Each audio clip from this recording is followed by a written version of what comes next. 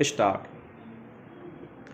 कभी कभी कोई शब्द एक नए रूप में कैसे खिल उठता है, समय और संदर्भ के साथ। विराम। यार, एक ऐसा ही शब्द है विराम। एक सुबह पास के घर के एक बच्चे को कहते हुए सुना, यार पापा। स्टॉप सुनते ही लगा कि इस यार में कितना प्यार भी छिपा हुआ है। विराम। मानो बस प्यार में से आधा पैर हटा दिया गया हो। विराम। यार, कहाँ जा रहे हो? यार, क्या खा रहे हो? यार, मेरी बात तो सुनो। जैसे वाक्य अब अक्सर बोले जाते हैं। विराम।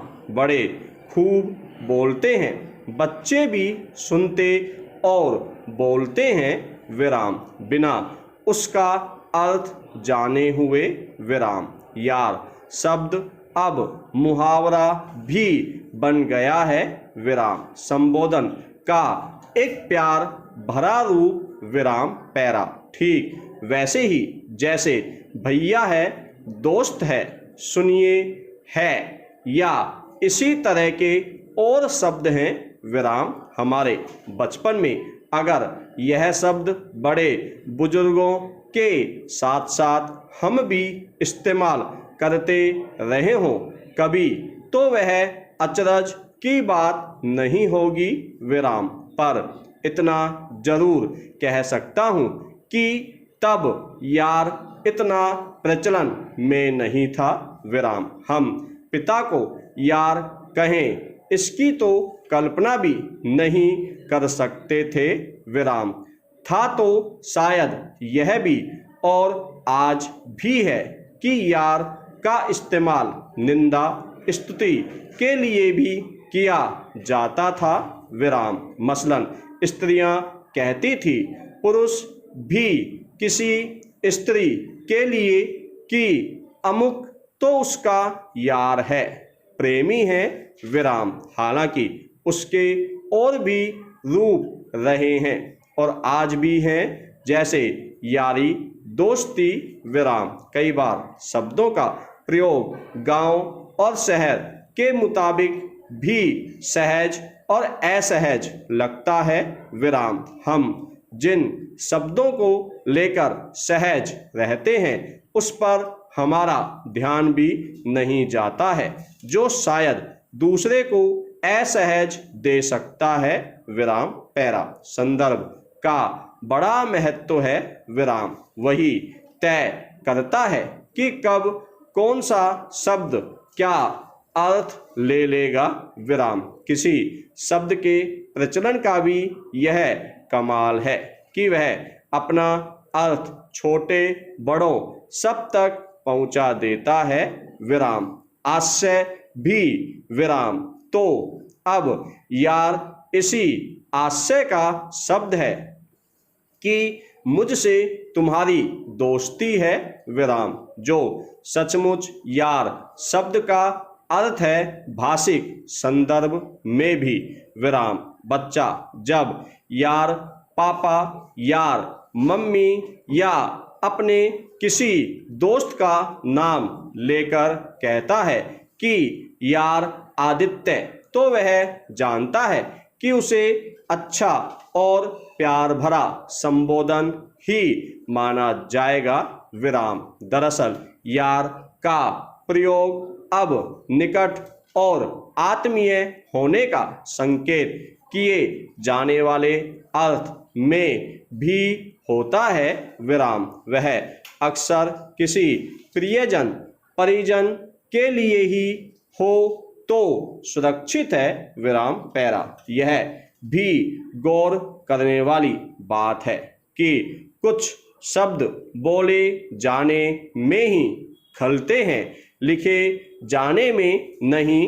विराम। सच तो यह है कि उनके लिखे जाने की बारी आती ही कहाँ है, बस वे खूब बोले जाते हैं।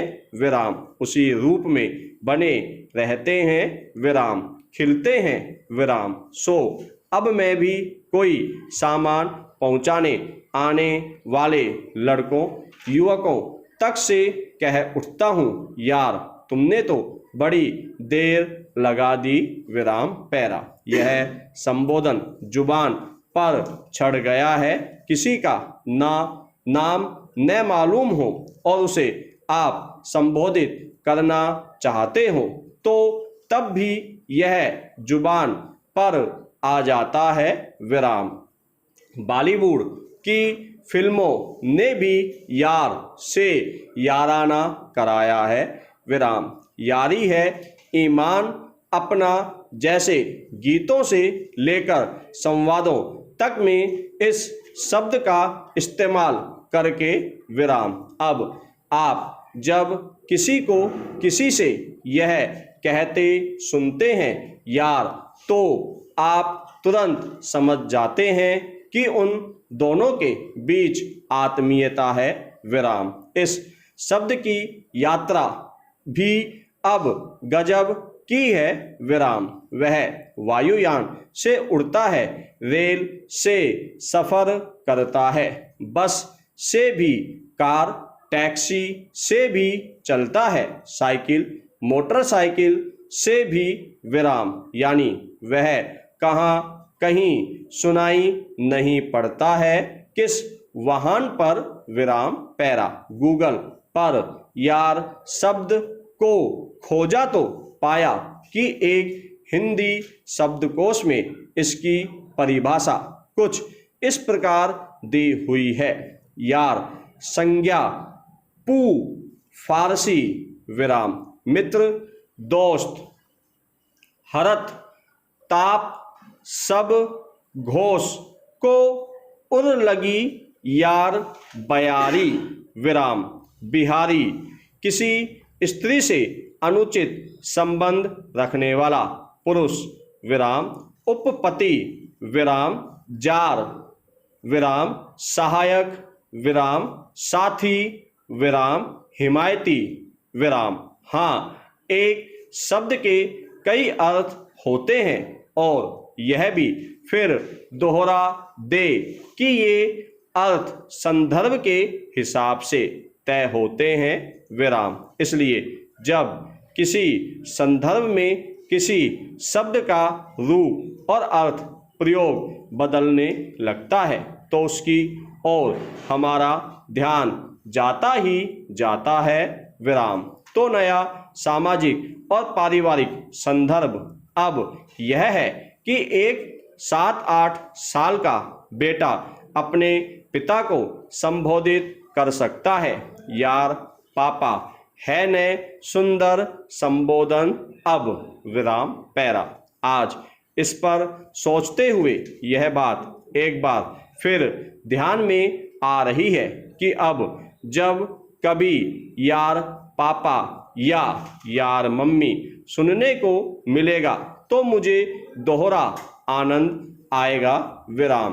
किसी शब्द संदर्भ को सोचने का एक यह भी अच्छा नतीजा है कि हम उस पर नए सिरे से बल्कि कई तरह से सोचने लगते हैं विराम। शुभ शब्द को ही देखिए विराम। अब कई लोग सुप्रभात की जगह शुभ प्रभात लिखने लगे हैं विराम। शुभ मंगल शुभ सोमवार जैसे प्रयोग भी दिखते हैं विराम। इसके अलावा शुभकामनाएं या शुभकामना अपनी जगह मौजूद है ही विराम। इसलिए शुभ हो यह यार पापा या फिर यार सुनो तो आदि विराम।